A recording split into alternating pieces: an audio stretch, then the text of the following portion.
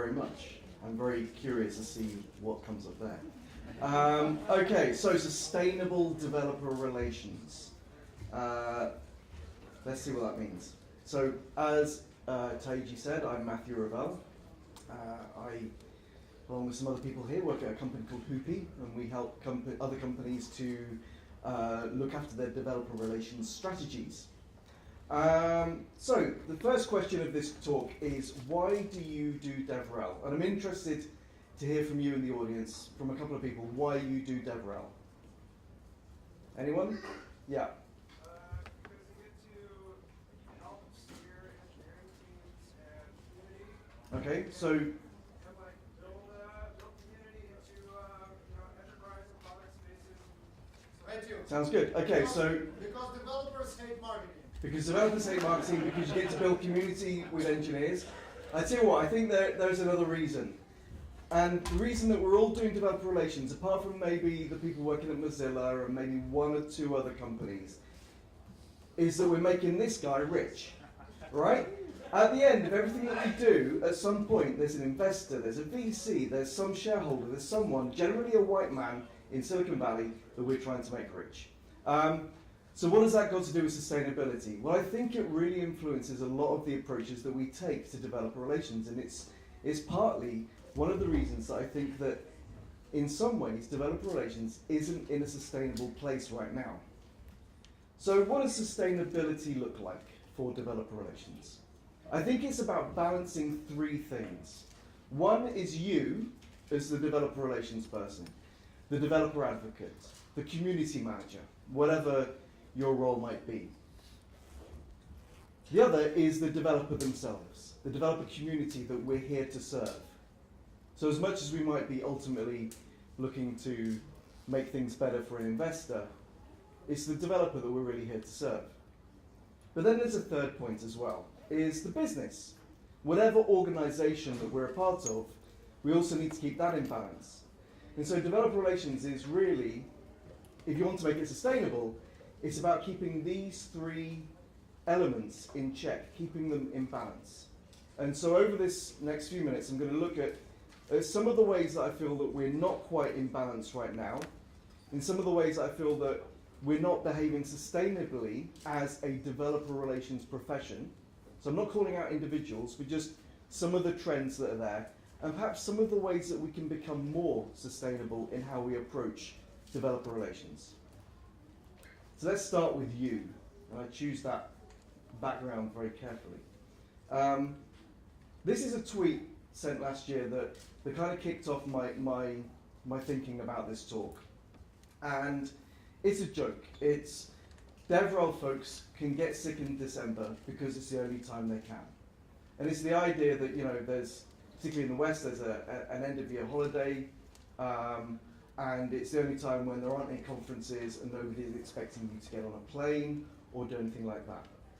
And I have my own story around that. A few years ago, 2013, I was working for a database startup, and in 1 year I visited 40 cities, most of them a plane ride away. And so if you think about that, that's an average of like one every 8 days or so. But actually most of the time it was fly into a city, do something, get on a train, go to a nearby city, do something else there, maybe get some sleep, then fly to another city, do something there, and so on. And then maybe have a week off.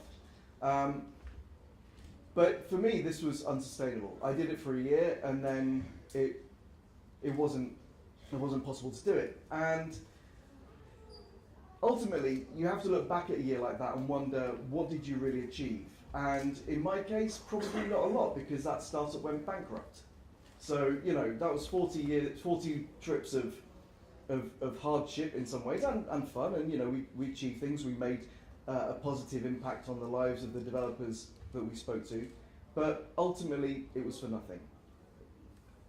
And there's a trend, a small trend, but there's a tendency, I guess, at the moment for some DevRel people to talk about this kind of thing on Twitter under the hashtag DevRelLife. And I think this is an example of two sides of the same problem. One is that a lot of DevRel people are doing too much and trying to fit too much into the week, to the point where they end up harming their health, both physical and mental. They end up in burnout situations, and they're not actually serving developers well. They're certainly not looking after themselves, and they're not necessarily doing the right thing for the business. And so, again, without calling anyone out in particular, you know, there are tweets where people are saying, basically, oh my God, look at my life. It's only ever in airports that I eat breakfast. It's only ever on airplanes that I really, you know, value my time. You know, we're kind of almost tweeting about how to optimize the travel experience and how, you know, what office are you from? Oh, the United Lounge. You know, it's this idea that on the one side, to an outsider, it looks like a stream of humble bragging, because actually a lot of what we do is the sort of thing that many people would love to do. You know, we get paid in developer relations to often go to different places in the world and to do all these things. And okay, when you're experiencing it, it's not always that fun. But I think both this shows that developer relations people are trying to pack too much in for one reason or another, but also it shows that the image that we're presenting to the outside world isn't always the strongest one that we could be. And I think what it comes down to is that we should remember that DevRel is a job. It's not a lifestyle. It's not, you know, we're not on Instagram trying to show what a wonderful time we're having. And at the same time, we're not really gaining all that much from our lives if we work ourselves into an early grave because we're trying to meet some target that isn't really well understood, or if we're trying to meet all the developers we possibly can in person. And so really it's about these three things being out of balance. You know, if you do too much travel, if you try to be everywhere at once, then you get exhausted, your managers will be asking what the return on the investment is, and the developers will probably be indifferent because you'll be too tired to give them really the attention that they deserve. And sure, absolutely, travel is only one part of the developer relations life, but I think it's symptomatic. It represents something deeper at work here. And it's that as a profession, developer relations isn't always well understood by other people that we work with, but even by ourselves, you know. So it's easy to go out there and think, well, I've got to go to as many meetups and as many conferences as possible because I saw that a few years ago that's what Twilio did. You know, and that's the kind of thing that happens. You end up, the phrase is cargo culting a way of doing DevRel because you're not quite sure what to do. And so, again, it's not just about flights, but I think there are other things you can do that may be as beneficial, if not more, than getting on another plane. One is write a blog post. You know, how many developers can you reach through content instead of going and seeing 30 people at one meetup? Could you improve the developer experience of your product by fixing a bug or writing some documentation? You know, could that have a more meaningful impact on the lives of the developers that you're serving, and so the business that you work for, than going and standing behind a booth at yet another conference? Or could you do something to make one of your community members feel valued? Can you call them out for the great work that they've been doing?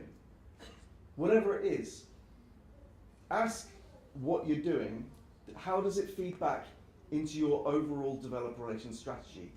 And if the answer is to get on a plane, then do it, that's great. But make sure that what you're doing is justified both to you as a person, to the business, and to the developers that you're serving. Also, as a quick aside, I think we should be conscious of how we present ourselves. How many people here have heard of entire developer relations teams being fired all at once? Yeah, I mean, it happens, right? And it happens partly because the business doesn't understand the value that we bring. And I think sometimes that's our fault, sometimes it's the business's fault. But we're in a weird time for developer relations. It's growing massively, and so it feels like it's a really good time to be in DevRel. But also, because it's growing still, not everyone understands what we're about. And so not everyone understands how to measure the value of what we deliver. Which means that it's down to us to be very careful about how we present ourselves to our colleagues, present ourselves to the world. So if we're tweeting about flying here, there, and everywhere, you can't blame your colleagues for saying, oh, that's the team that just gets on planes and spends money.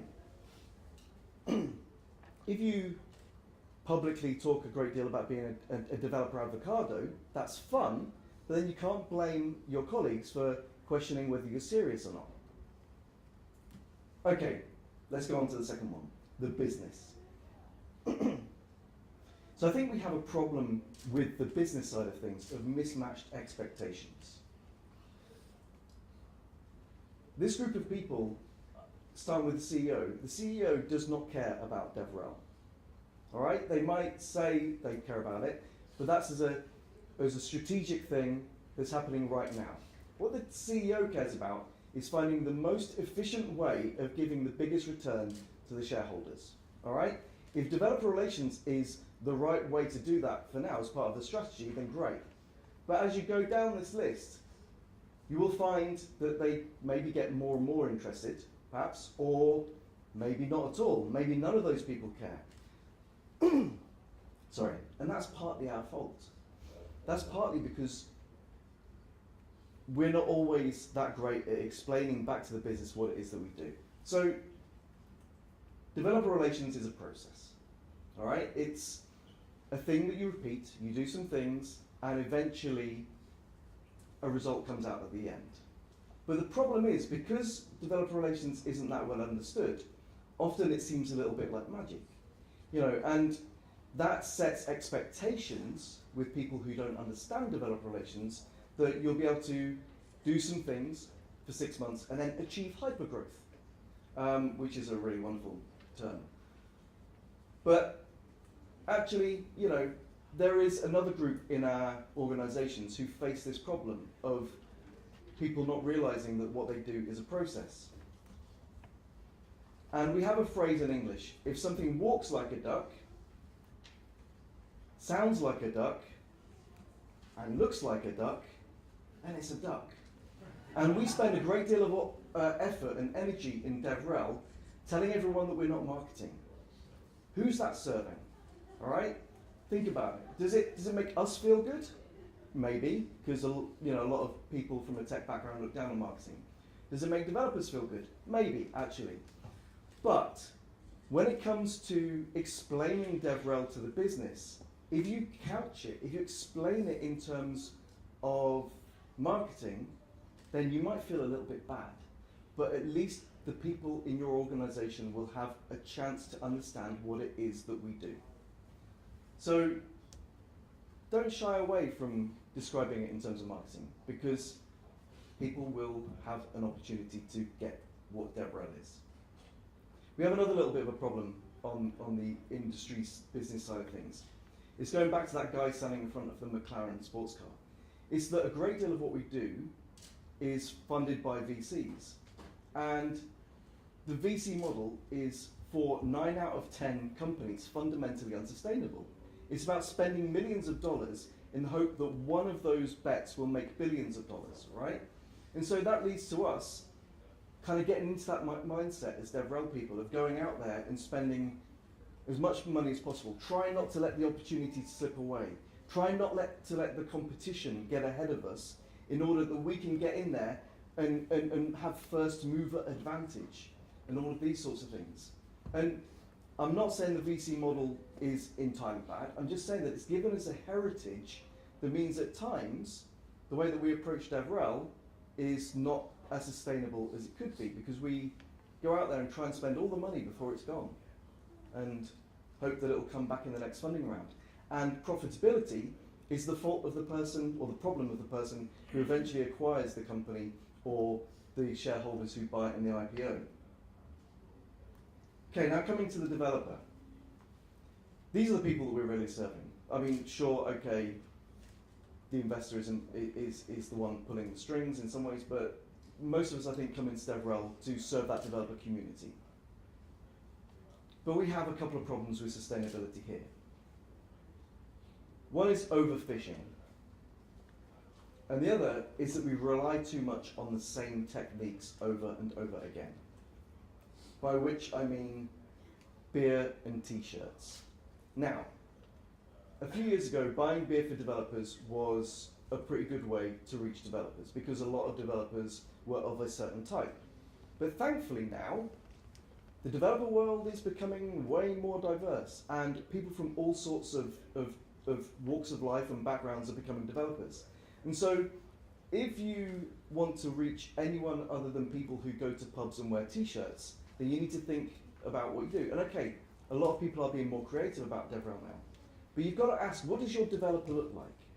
And it probably isn't that slightly overweight guy with a ponytail and a faded t-shirt.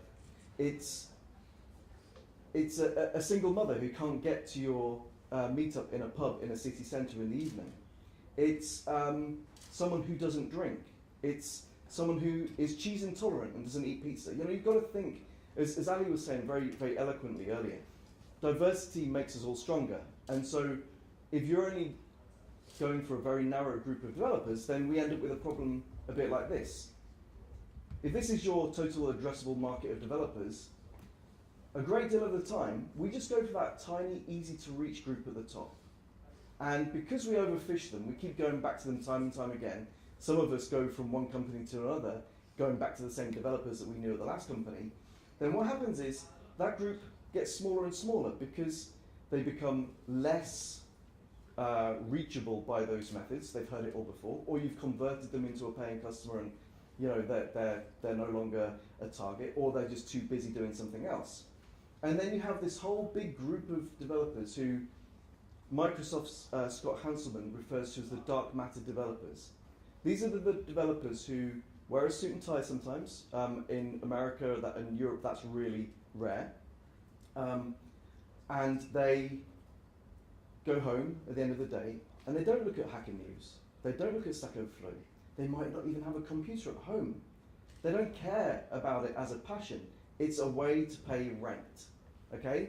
But nonetheless, those are the people that if we become more creative, if we work a little bit harder, if we bring ourselves outside of these unsustainable overfishing techniques that we have now, that we could reach, and we could start to help convert some of them. So the question is, can we fix it? And if you are a Bob the Builder fan, which is probably unlikely here, then you know that the answer is yes, we can. So really, what we have is a virtuous cycle. If you feed the developer, then the developer will, hopefully some of them, meet the goals of the business. It's probably money, right? And then that then helps you to meet your goals, and so that helps you to become sustainable within the organization. And basically it becomes a nice overlapping Venn diagram of happiness in the middle, where you as a developer aren't overworked, the developers themselves, sorry, you as a developer advocate are not overworked, the developer community feels served and that they've got the product that meets their needs. And the business is happy because you're ticking off some boxes. Sorry, you're meeting your KPIs. So on your side, you know, in summary, let's be careful about how we present ourselves to the outside world and to our colleagues. It's okay to have some fun amongst ourselves, but we are still a vulnerable group, okay, as developer advocates. We get fired because people don't understand us, okay? So let's be careful about how we present ourselves. Also, if you feel like you're being recognized by your colleagues for the work that you're doing, then you won't try and do all the things all the time and end up getting burnt out. And the way to do that is to act strategically. We'll look at that in a moment. But also remember, it's just a job. This is not a lifestyle. It feels like one, but it's a job. It's a way of doing something with our lives. It's a way of making money. It's a way of all sorts of things. But yeah, it's a job. On the business side, we need to make our DevRel work align with the goals of the business. So research what the need is. What is the need of the developer community? What is the need of the business that you're working for, or the organization? Then agree realistic goals with that business. Create a strategy to meet those goals, and then stick to the strategy. You know, one way of describing a strategy is as a framework for saying no to things. If you have a strategy, it's easy to say that you're not going to go to that conference with 3 people that's a 4-hour flight away. Yeah, and also, don't fight the framework through which your colleagues understand your role. Swallow your pride and be accepting of the idea of describing what you do in terms of marketing. And also, something that DevRel teams are sometimes really bad at is reporting their successes within the organisation. Go back to your colleagues and be proud of what you've done. Okay, nearly the last slide. So, in terms of what we do to serve the developer, be creative. Don't try and fish the same people. Don't try and use the same techniques all the time. Instead, meet the needs of the developers that you want to serve. Reach those unseen developers. And focus on building long-term, mutually beneficial relationships. It's not just about bums on seats. It's about what can you do over a course of years to serve those developers, to help them meet their needs. All right, thank you. I am Matthew Revell. If you want to reach out to me, that's my email address there. And thank you. I'll be around. Cheers.